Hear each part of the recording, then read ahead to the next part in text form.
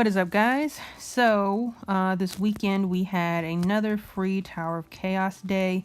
Now with Tower of Chaos, there's generally two trains of thought. Some people like to run it really early, like very early in the month, so that they can kind of get really high on the ranking board.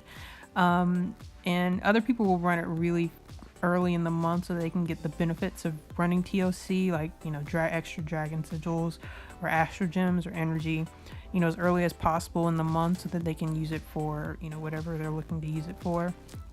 But there's, you know, other than bragging rights when it comes to the ranking, there's really no other true benefit to it.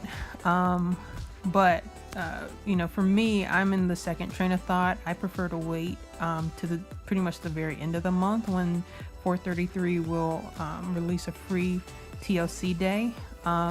I think it's definitely worth it. It doesn't matter how far you can get in the TLC tower.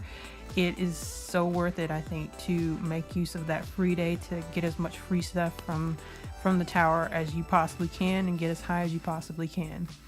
So that said, guys, this video is geared more toward you know, some of the lower, easier levels. I've covered the harder bosses in a few other videos, but I think there might be, you know, there could be some people who are having trouble with 440, which is the fire cura. You know, when I first started, I actually had a difficult time with the fire cura.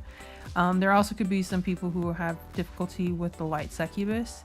But these monsters are not too difficult or too tricky, which is why I wanted to cover them in the same video. The key to the fire cura, really, guys, is going to be a shield breaker. That's all you really need. You can plow through, you know, the waves, you know, with your attackers, with probably some preference for some fire attackers, and, you know, or, you know, some fire damage. So like I've got the dark seedler here. She's got elemental advantage on her first skill and then a death break. But as long as you can, if you take your shield breaker and you stop autoing, you have to make sure your shield breaker breaks the shield before your attackers hit.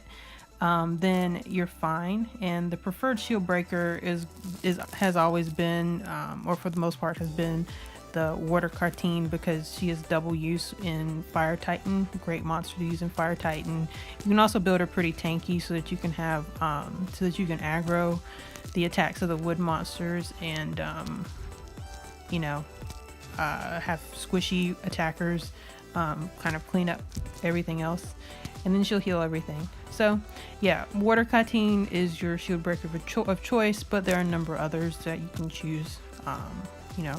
But yeah, so to move on, guys, to floor 60, the light succubus. So the light succubus stage is not too hard. Once again, we have more waves of wood attackers. One of the key things that I personally have found that I need in running the stage is a stunner. So it's not like the light Odin where you have to have a sapper. You can go pretty much you know, full damage with, as long as you have a stunner on your team. And I also like to have the death break. So here I actually have 2 death breaks when it comes to the dark Victoria and the dark Seedler. They both have a death break on them. But you know, as long as you can kind of if you can get a death break off on the succubus, that's great. But what's more important really is the stun. You want to try and keep her stunned so that she does not get her heal off, or you want to limit the heal as much as possible. And this was a pretty fast run, but I've had runs that go a little bit longer than this. It's okay if you have to stun her multiple times, or if she resists and you have to stun her multiple times. As long as you stun her enough so that you can whittle away at her HP with your attackers, then you're good. And so yeah, guys, that's pretty much the summary of some strategy on how to run you know, floor 60 fire cura, sorry, floor 40, I keep doing that, floor 40 fire cura, floor 60 light succubus. They're not hard, guys. If you're having difficulty with it, you probably just need some more attackers. You just need you either need a good stunner, or you need your shield breaker with some pretty good gems on him, and you should be good to go if you're able to get up to those floors. But yeah, guys, I hope that helped you with some strategy. You know, as always, don't look at my teams and think that that's the only thing that you can run. You just have to, you know, make do with what you have. My teams are constantly evolving based on what I get. What I run today is not what I ran, you know, 6 months ago, which was not what I ran 6 months before that.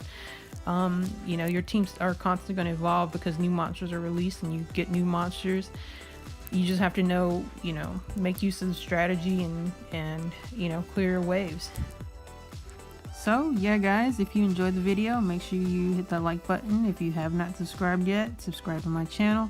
And to everyone who has subscribed, I do appreciate you guys sticking with me through my very sporadic videos. I do appreciate that. So yeah, guys, I will see you next time.